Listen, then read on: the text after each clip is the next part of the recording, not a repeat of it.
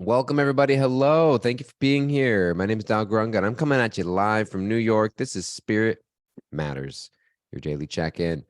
And I'm here with my wonderful, lovely wife, Rasika Gopi. How are you doing today? Good morning. I'm doing well. How are you? I'm doing okay. Thank you. Thank you all for being here, our live Zoom studio audience, as well as all you listeners out there. We're so grateful for you. We've been chatting this week, Rasika and I, about a myriad of things. I think when we started, we asked people, what do you want us to talk about this week? And everything was like relationships. How do relationships work? And then we kind of thought like, well, we're going to start talking about relationships. But then we realized that so many other things to talk about as well. And we were looking at the correlation of uh, personal, intimate relationships to our spiritual journey. And that our spiritual journey and our path is often like a um, relationship with God, really, a relationship with higher power and what that looks like. It's not just like a dry practice, a set of rules. You need to do this, otherwise you're a bad person. But it's about entering a relationship with the divine. And so we're kind of making those corollaries a little bit. We talked about your journey this week, your own spiritual journey and spiritual challenges. Um, and that's what I remember yesterday. We were talking a lot about those beautiful several verses from the Gita. We were talking about service. I remember you referenced that verse from the Gita that those who live for the welfare of others.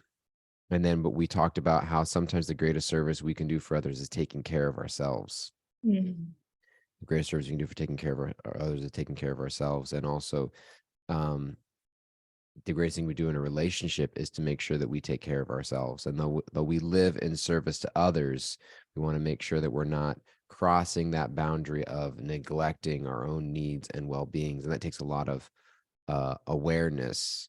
And you also brought up that beautiful section of the Gita about when somebody sort of kind of leaves behind material way of doing things, like I'm moving towards spiritual life, but then I don't quite make it. Like I left the dock, but I also fell off the boat. And Right. so like, where do I go from here? And Arjuna references it like of being like a riven cloud. So we find sometimes we feel like we have no place in the world, which again is a product of feelings of rejection, feeling of shame, feeling of failure, which might be, in our relationship. You're talking about relationships and marriage, but many of us have experiences of pain and heartbreak in relationships, or struggling to make it through a relationship, or have relationships that didn't work out, and it can create deep scars. And so we were looking at that as well. Um, yeah, how to do? Maybe that ring a bell. Yeah, well, what comes to mind is, you brought up shame and the wounds that we have. And, the thought that you know, that comes to my mind is spirituality is kind of like, um, the only true medicine or balm for that shame. And that we all, whether we're aware of it or not, we have some unresolved emotions that are usually, rooted in unworthiness, or not being good enough, or not being lovable, or not being smart enough, something that just makes us feel like we're just not, um, yeah, we're just not good, we're not okay, we're not whole, we're not complete. And there's so much pop psychology out there on the interwebs. At least my Instagram is filled with so much self-help and psychology, and I think it's all great, but I do think the missing dimension and the critical component to truly healing is through finding a spiritual path that can be your healing medicine, that is the true answer to that, transcendental hole in the heart, that is the source of that pain, that shame. And I know a big part of my journey is recognizing how that shame is actually an illusion. there's definitely lived experiences that have happened that I'm aware of from this lifetime or not, or from past lifetimes that have imprinted on my heart and have hardened my heart or caused fear or shut down my heart, whatever it may be. But just to know that that's actually the opposite of reality, and that spirituality is that we're always whole and complete. And without spirituality, we always fall short of that full and complete answer. And that makes me think of the first verse in the Sri Upanishad. I mean, I'm sure you have that memorized. Oh, okay, yeah. The personality of Godhead is perfect and complete, and because he is completely perfect, all emanations from him, such as this phenomenal world, are perfectly equipped as complete wholes. Whatever is produced of the complete whole is also complete of itself. It's kind of like that. Also, that Buddhist imagery that's given often about how from one light, from one candle, many candles are lit, and just coming back to, back to that ultimate absolute reality. That was kind of a ramble off of what you summarized. Well, I think I appreciate that the idea of what I was hearing is the antidote to shame is genuine spiritual knowledge. And I Yeah, think that throughout the Gita, the idea of knowledge is brought up often, but really just actually shame is a misconception, actually, right, right. where we have a false conception about ourselves, about other people, and what those conclusions mean, right? And I think sometimes we mistake what happens between the story about what happens that we create in our mind and the story about what those things say about us, right? Mhm. Like, somebody once said that I'm not who I think I am. I'm not who you think I am. I am who I think that you think I am, Mhm. right? Like we create these whole stories in our minds about what we think other people think about us and the story that creates. And it's a false narrative. And so much of of spiritual life is helping to correct our misunderstanding about ourselves and about other people. And I think that a way that comes up so much in relationships, why relationships hurt so much sometimes and are really hard, is because we're constantly cracking the idea that we had come up with in our head about ourselves and other people, you know? Yes, Like when I realize that I'm not the perfect partner, when I realize that I'm not you like the, are when I'm not the perfect for me. greatest, when I'm not the perfect because I have, because I create just the right amount of challenge for growth. Um, but like I'm not the greatest, when we had this idea is like, I'm a good listener. I'm, whatever it might be. We have these certain conceptions of ourselves. We have Yeah, conceptions about other people. Like I was, one of the things that was coming up that people were sharing, for us to talk about was like, how do you engage in a relationship like when you feel like you're becoming more spiritually inclined, but the other person isn't, yeah, which can sometimes be common, especially if you come to spiritual life or you come to spiritual practice during when the relationship's already started. So like midway in the relationship, and it can really feel like one person feels like the other person is changing the game up, yeah, Hey, we used to bond over these things, and all of a sudden now you don't do those things anymore. You don't want to like participate in these activities, whether it's going out or doing this or doing that. All of a sudden, because like you've changed, like a person changes their value system. And so in some ways there's a valid point on both sides. One person is growing and developing and discovering themselves. The other person is feeling like this isn't what I signed up for. Like you're changing. Um and I think that where it really goes down to is understanding um like why what am I how am I viewing this other person, You know, am I viewing this other person as a vehicle for my enjoyment? Am I viewing this other person as a like source of need fulfillment? Am I viewing this other person as a support structure in my life? Like actually getting real clear. Cause like the reality is like, and we know people that have completely different spiritual outlooks in life and they Mhm. have great relationships. Mhm. You know, we have people in Totally. our people in our community, they're teachers, they're community group leaders, they're mentors, they're volunteers, they're all over the place serving, and their partner is just never around. Doesn't Yeah. come, not part of the community, but not antagonistic, but just not of the same. I don't want to use the word faith, but just not of the same, doesn't follow the same Belief practice, system. Yeah. not the Mhm. same belief system. But it works for them because I think that so it's not a requirement of every relationship that two Yeah. people follow and practice the same thing. I think it just goes down to action because I think we get into trouble when I think it's supposed to be like this. This is how normal people do it. This is rather than owning, this is what I need. This is what works and doesn't work for me. And then be able to own that for yourself. Yeah, and I think what makes those relationships work when there's a couple where one is on the bhakti path and the other isn't. The reason why those do work is because of like the essential agreement of a deep trust and acceptance in the other.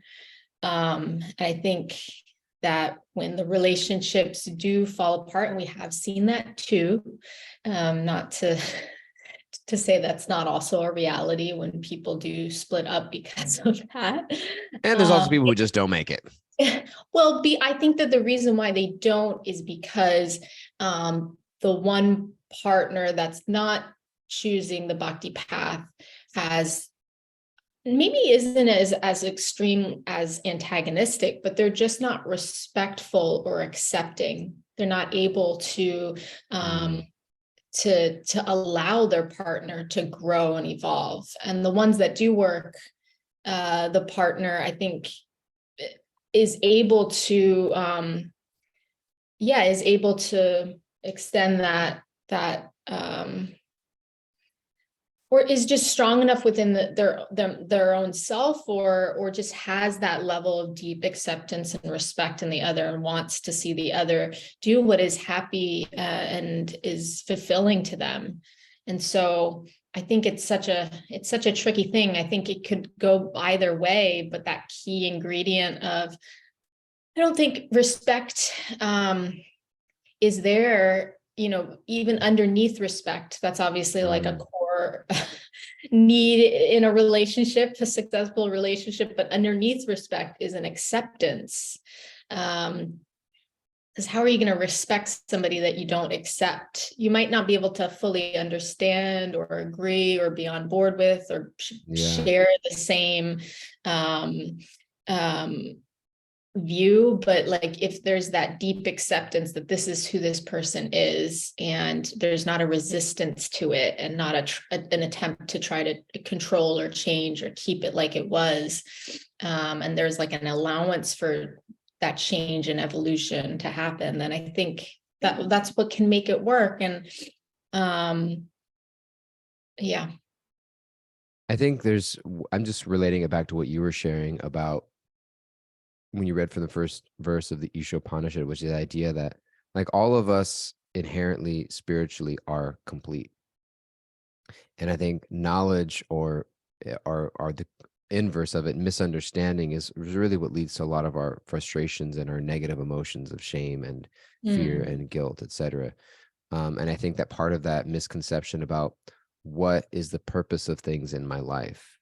And so I think that if we're approaching things from a place of these things I'm trying to find something to complete me, you know, like the idea of somebody that's going to complete me, or this relationship is going to fill a void in my life, as opposed to I'm already full and complete, And I'm just trying to remind myself and remove the barriers of that. I'm trying to grow.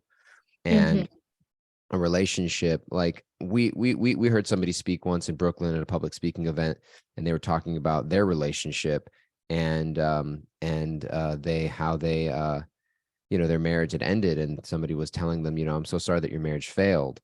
And she said, actually, like, I don't see that my marriage has failed. I see that it's complete. Like Yeah. it's complete. Like it's served its purpose. It's run its course, like a flower that only blooms once. Mhm. And so and it's not coming back in the spring. I don't see that flower as a failure.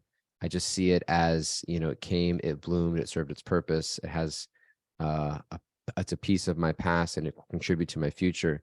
And so I think when we think of these ideas of like failure is when we get the ideas of shame, without recognizing, like, we put so much pressure on things Right. working out a particular way, without Yeah. realizing that actually, like, no, this doesn't complete me. I'm already complete, but I'm just looking like this is meant to facilitate my journey back home. And when we look at a partner, that's like, why do I need that partner to be spiritual along with me? It's like, oh, well, I recognize, because I need a certain level of support, and I have to be able to be honest enough of like, what does that support look like from this person? Can that person give it to me? Is it that person's responsibility to give it to me? Am I expecting that person to serve a role that they never signed up for? And Right. so I think it just goes back to like we just kind of sometimes get in these vague tensions around, well, they're not supporting me in my spiritual journey. Well, like, what does support look like? What do you actually need from them? Can you spell it out?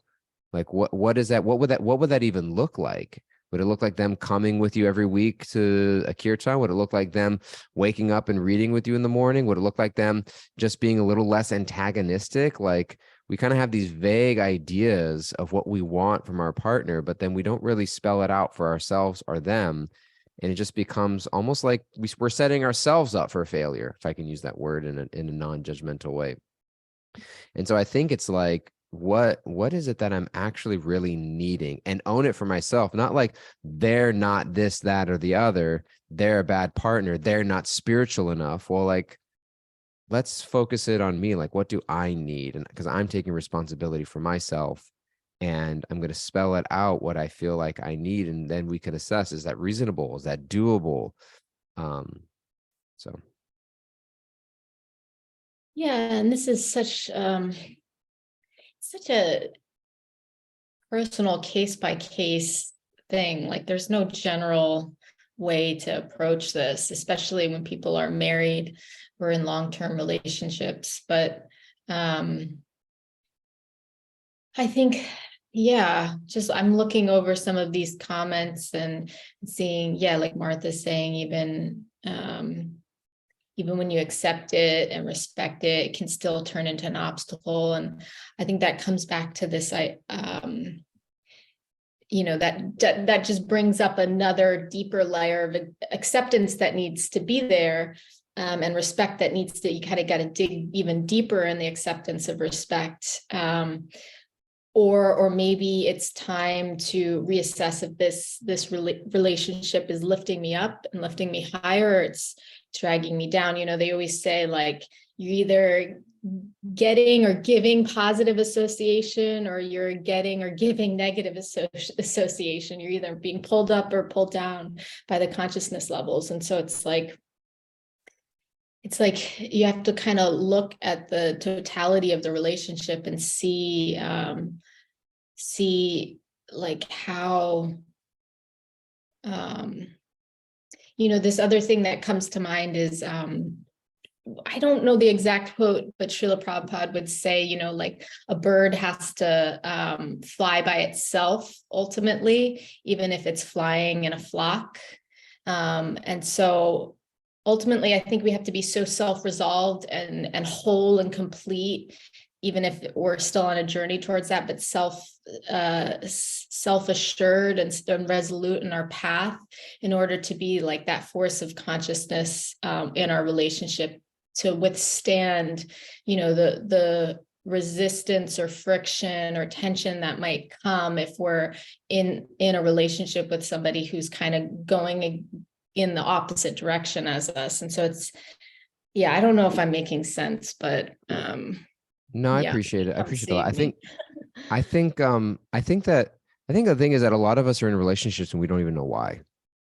Mm, You know, like I've been like it's just a question. Is just like because sometimes like why do you want this relationship to work? that's true. Yeah. Why do you need this relationship? Why are sometimes I'll talk to people, I'll do coaching or counseling and people will talk, which generally, to be honest, like without breaking any confidentiality, the reality is that any single people I work with are looking for a partner and wondering if they'll find someone. And anyone who's in a relationship is wondering, did I find the right person? Should I even be in a relationship? Mm, So it's like, whichever one you're in, you're usually wondering, how do I fix this? And because I think that we have a misconception, like there's something in us that we assume is going to go away or get fixed without really realizing like, why do I, and I'm not saying that you shouldn't, like, I'm not saying that there is no reason, but some people are like, it's, they don't realize, why am I in a relationship? Why do I want this relationship to work? And we mhm. sometimes have just a conception that, well, I'm just supposed to be there. And what happens is when we dig a lot deeper down, we see that there's a lot of assumptions that we've placed. I'm assuming that I'm not going to be lonely. I'm assuming that I'm going to feel better about myself. I'm assuming that I'm going to be happy. Well, like, what is it? Can I unpack that a little bit more? Like, where is that assumption coming from? What does happiness look like? What is it about? Like, so I don't think I can be happy unless I'm in a relationship. I think that I'm doomed to be lonely if I don't want to be, if I can't be in a relationship. I'm not saying, I mean, obviously relationships are important, they're healthy, but I'm just saying we owe it to ourselves to do a little bit of the work to understand why something's important to us. Why do you need a partner or want your partner to Yeah. practice spirituality with you? Like, what will happen if they don't? And I think that we just kind of have these assumptions that I just need this or want that, but we don't really give ourselves the due diligence to really just actually have like greater awareness of, why is this important to me?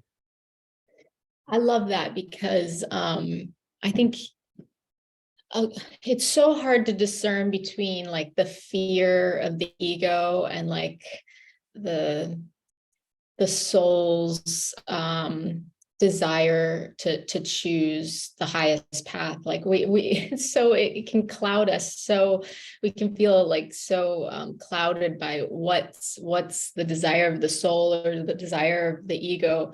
But Mm, something that I try to ask myself whenever I'm at a crossroad, and it doesn't necessarily, you can apply this universally to any choice or decision. It's like, am I making, is this decision to know if it's based on like fear of the ego or a mm, true like intuitive inner knowing that's coming from a higher God, your higher guide in your heart, your super soul.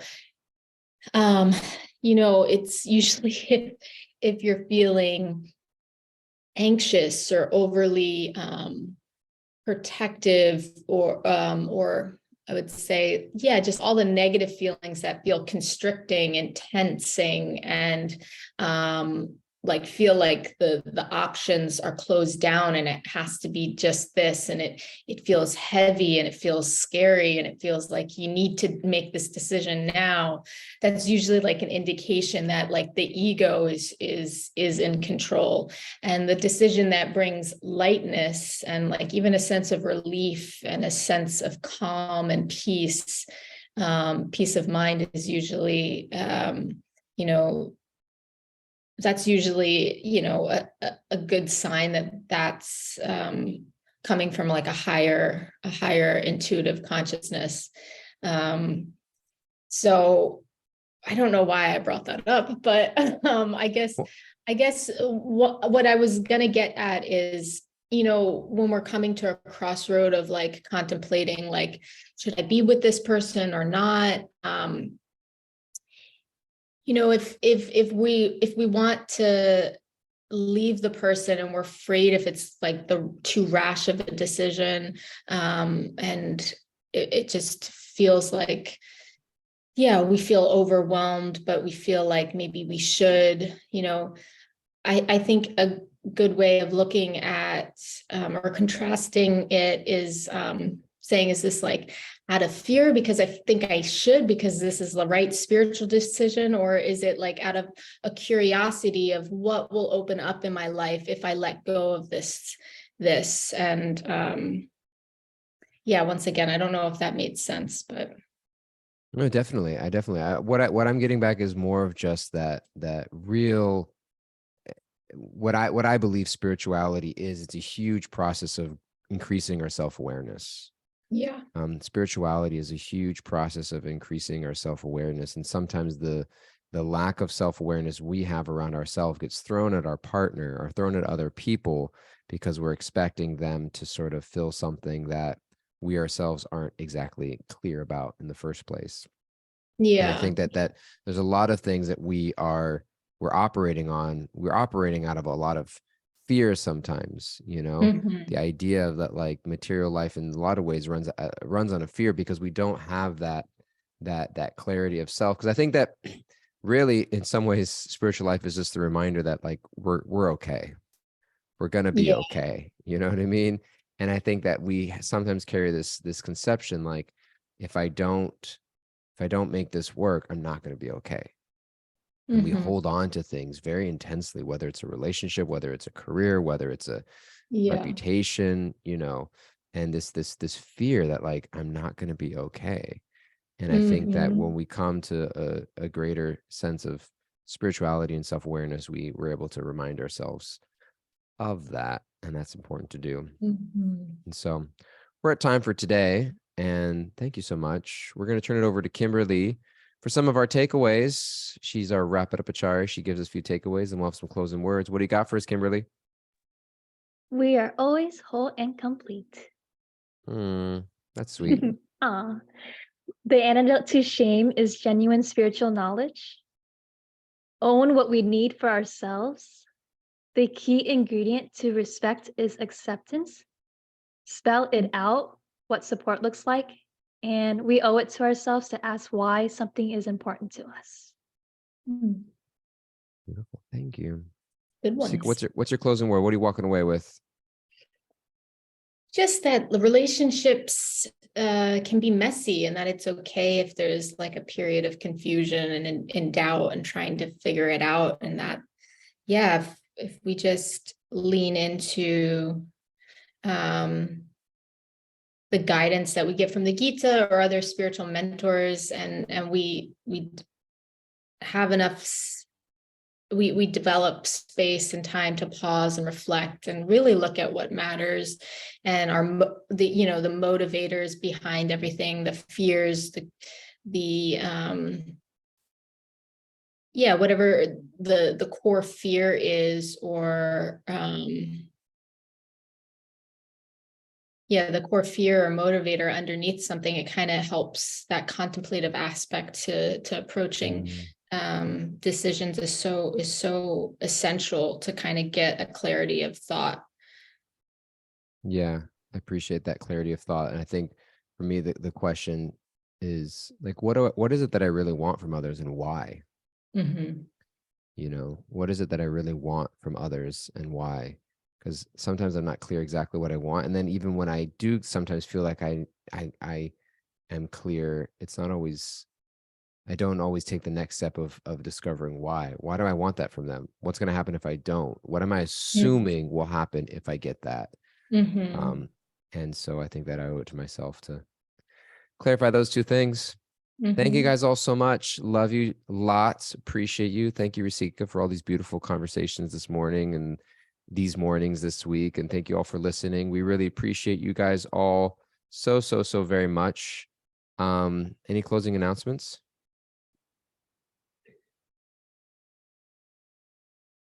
I'll take that as a no. For me? Yeah, I was asking any closing. Oh, what would I announce? I don't know. We don't know. There's nothing to announce, guys. There's more community groups that are being posted at the Bhakti Center. So check those out. As always, great place to connect one-on-one. Check it all out online, bhakticenter.org. We love you guys. Appreciate you. Take care. We'll see you next time. Bye-bye.